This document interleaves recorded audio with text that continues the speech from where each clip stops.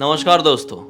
Bloody vibes के आज के इस हैरान कर देने वाले बहुत ही ज़्यादा खौफनाक से अनोखे एपिसोड में हम लोग आप लोगों के सामने राजस्थान के अनूपगढ़ नाम की जगह पर घटी हुई इतनी खतरनाक घटना की कहानी लेकर आ गए हैं जिसे सुनकर आप लोग कांप उठेंगे। दरअसल ये घटना अनूपगढ़ के पास के एक छोटे से गांव में कैलाश नाम के एक लड़के के साथ घटी थी।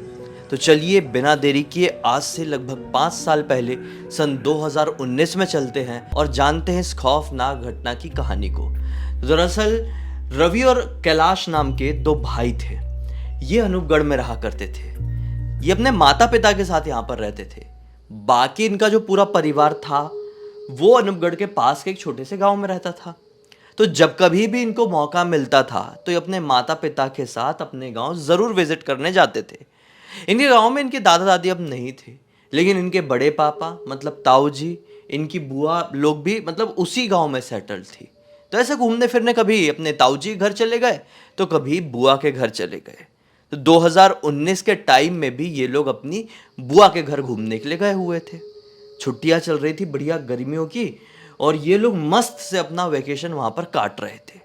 5-6 दिन बहुत अच्छे से बीते।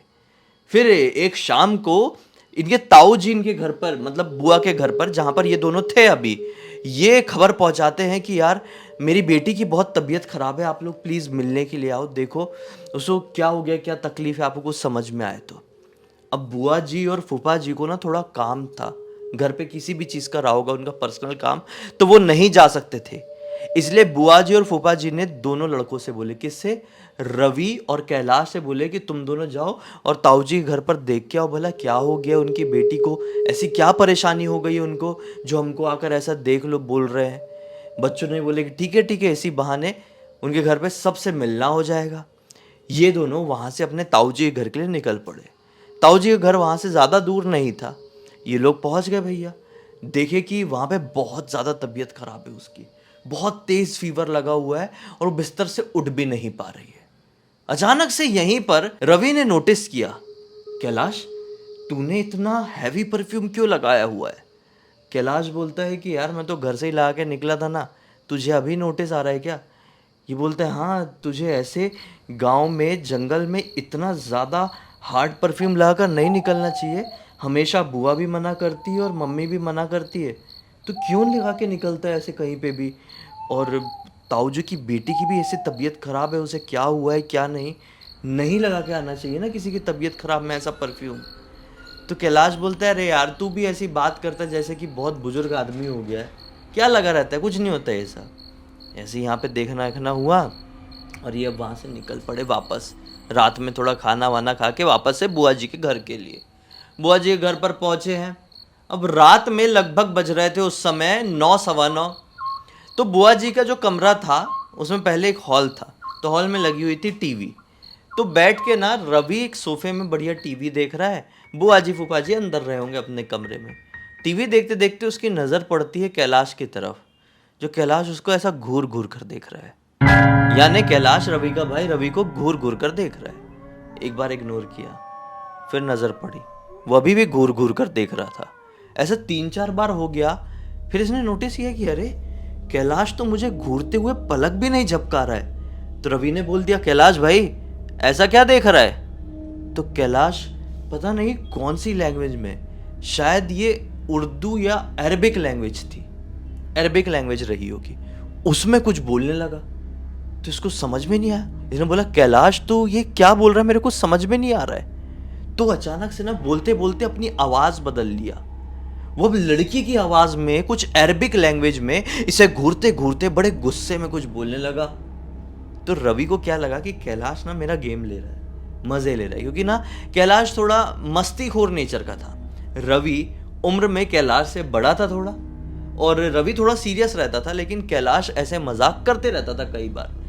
तो इसको ऐसा लगा कि फालतू में मेरे मज़े ले रहे, उसने इग्नोर किया और अंदर चले गया खाना निकालने के लिए। अंदर से खाना वाना निकाला और बोला बुआ जी फूफा जी चलो खाना खाएंगे, मैंने सबके लिए खाना थाली में निकाल लिया हूँ। अब सब लोग आए भैया खाना खाने के लिए। डाइनिंग टेबल था इनके गांव में, इनके घर पे। तो डाइनिंग टेबल पे ये लोग बैठ के खाना खा रहे हैं। टेबल में बैठा बैठा खाना खाते खाते कैलाश अचानक से रुका और बुआ जी के पीछे तरफ बड़ी घूर घूर कर ऐसे देखने लगा। बुआ जी ऐसे पीछे पलट कर देखती, क्या हो गया कैलाश, ऐसा क्या देख रहा है? तो वो क्या बोलता है कि बुआ जी आपके पीछे वो देखो औरत खड़ी हुई है जिसका आधा चेहरा जला हुआ है, वो बहुत घूर घूर कर अपन सब लोगों को खाना खाते हुए देख रही है। बुआ जी पीछे पलट कर देखती है तो पीछे कोई नहीं। बुआ जी के साथ फूफा जी भी घबरा गए। रवि ने भी बोला, अरे कौन है? तू ऐसे फालतू के मजाक मत किया कर कैलाश, अभी ये सब डर गए होते ऐसी तूने बात कहा है। बोलता है नहीं नहीं नहीं, वो घूर घूर कर देख रही है और देखो ना वो कोई अलग लैंग्वेज में मुझसे कुछ बोलने की कोशिश कर रही है। सभी लोगों ने फिर से इसकी बात को काट दी। बोले तू बहुत मस्ती कर, तू खाना खा। इसने जैसे तैसे करके खाना खाया है और सब अपने अपने कमरे में सोने के लिए चले गए। रात के तकरीबन 12:30 बजे के आसपास कैलाश रवि से क्या बोलता है, रवि रवि उठना। रवि थोड़ा सा उठता है, हाँ क्या हो गया, तू सोया नहीं अभी तक? कैलाश बोलता है, यार मुझे बिल्कुल भी नींद नहीं आ रही है, मैं जब भी आंख बंद कर रहा हूँ वो जले हुए चेहरे वाली एक औरत मुझे दिखाई दे रही है और कुछ अलग लैंग्वेज में मुझसे बोलने की कोशिश कर रही है। रवि बोलता है, तू ना फालतू की बातें बहुत सोचता है, छोड़ना यार, सो जा, आंख बंद कर, जबरदस्ती उल्टी गिनती गिन, आएगी नींद, तू सो। वो ऐसा बोल के ना करवट बदल के सो गया। अब इसके बाद लगभग आधे पौन घंटे बाद रवि को घर के बाहर की तरफ से कुछ तो भी आवाज सुनाई दी है। जहां पर रवि कैलाश जिस रूम में सोते थे, मतलब वो रूम इनके आंगन से बिल्कुल लगा हुआ था। अब बुआ फूफा थोड़े अंदर वाले कमरे में सोते थे। तो अचानक से रवि को आवाज आई आंगन की तरफ से, तो वो जागा और बाजू में देखा तो कैलाश उसके बाजू में नहीं सो रहा है। ये उठा और कैलाश को देखते देखते घर से बाहर निकला। दरवाजा खुला हुआ था, यानी कैलाश बाहर निकला था घर से। जैसे ही वो बाहर पहुंचा ना दबे कदमों से, तो क्या पाया, बुआ फूफा जी के घर में मुर्गा मुर्गी वो पालते थे, उनमें से एक मुर्गे को वो कच्चा ऐसा उधेड़ उधेड़ के खा रहा है। जिंदगी में कभी कैलाश ने नॉनवेज को टच तक नहीं किया था। उसने कैसे मुर्गे को पकड़ा होगा? मुर्गा मुर्गी पकड़ना इतना आसान नहीं होता, वो खुले रहते थे उनके उस आंगन में, उसने पकड़ के कैसे खा रहा होगा? रवि घबरा के और वापस से दबे कदमों से ये आया और अपना सोने की कोशिश करने लगा। 5 मिनट बाद कैलाश फिर से बिस्तर में आया और जैसे ही लेटने को हुआ तो रवि बड़ी हिम्मत करके बोलता है, कैलाश तो कहाँ गया था, इतनी रात गए? कैलाश बोलता है, कहाँ गया था, पानी पीने किचन की तरफ ही तो गया था, और कहाँ जाऊँगा, सो जा तू। अब ये घबरा गया, क्योंकि इस समय जिस तरीके से कैलाश ने उसको जवाब दिया था वो तरीका भी बड़ा स्कैरी और बड़ा डरावना था, वो बिल्कुल कैजुअल नहीं था। ये घबरा कर सो गया। अब अगला दिन निकला। अब ये सोच रहा है बुआ जी से बताऊं, फूफा जी से बताऊं, मम्मी पापा से फोन करके बताऊं कि कैलाश ने पिछली रात को कैसी हरकत किया है, लेकिन बताने का मौका मिले तब ना। इसने इतनी नौटंकी शुरू कर दिया उठते से ही, भैया लड़की की आवाज में पता नहीं क्या क्या क्या क्या बोल रहा है, वही अलग लैंग्वेज में। जितना समझ में आ रहा था वो अरबिक लैंग्वेज ही थी। वो पता नहीं सबसे क्या बोलने की कोशिश कर रहा है। सब लोग समझ रहे हैं। कुछ समय बाद ये तो समझ गए कि ये मजाक नहीं है, लेकिन क्या बोलना चाह रहा है। अब इसने सोचा कि दोपहर में बता ही देता हूँ इन लोगों को। वो जैसे ही बताने को हुआ, उस समय ना कैलाश अपने कमरे में अकेला था और रवि बुआ फूफा हॉल में बैठे हुए थे। इसने सोचा कि अच्छा मौका है, वो अंदर पता नहीं क्या कर रहा है, मैं फट से बता देता हूँ। ये बताने को ही हुआ है, बुआ जी पता है कल रात में क्या हुआ था कि अचानक से इसके कमरे से जोर से चिल्लाने की आवाज सुनाई दी। अब ये सब एक दूसरे को देखे और भागते हुए कैलाश के कमरे में पहुंचे। तो क्या पाए कि कैलाश जिस पलंग में सोता था रवि के साथ, वो पलंग को कूद कूद के तोड़ दिया है। स्ट्रॉन्ग लकड़ी का मोटा पलंग था वो, और वो टूटे पलंग के ऊपर और कूद रहा है और बड़ी बड़ी आंख है और ऐसा ऐसा ऐसा एक्सप्रेशन लेस होके कूद रहा है बस उसके ऊपर खड़े होके। वो बेड टूट चुका है। अब सब लोग समझ गए कि सो कुछ तो हो गया। तो बुआ फूफा जी का दिमाग सबसे पहले गया कि चलो डॉक्टर के पास ले चलते हैं। इनके पास इनकी 4 व्हीलर भी थी। डॉक्टर के पास ले जाने के लिए बाजू में शहर में, अब इनके अनूपगढ़ के पास कोई रहा होगा कोई बड़ा हॉस्पिटल, तो ऐसा करके डाले हैं और इधर से फ़ोन भी कर दिए इसके पापा को कि आप भी आ जाओ, इसको हम हॉस्पिटल लेके जा रहे हैं, इसकी कुछ तबीयत ख़राब लग रही है। ऐसा बोल के हॉस्पिटल लेके पहुँचे हैं और रवि कैलाश के पापा भी हॉस्पिटल में पहुँचे हैं। तो डॉक्टर को कुछ समझ में ही नहीं आ पा रहा है कि क्या हुआ है, क्योंकि डॉक्टरों के सामने वैसे ही बात कर रहा है, वैसे ही बिहेव कर रहा है।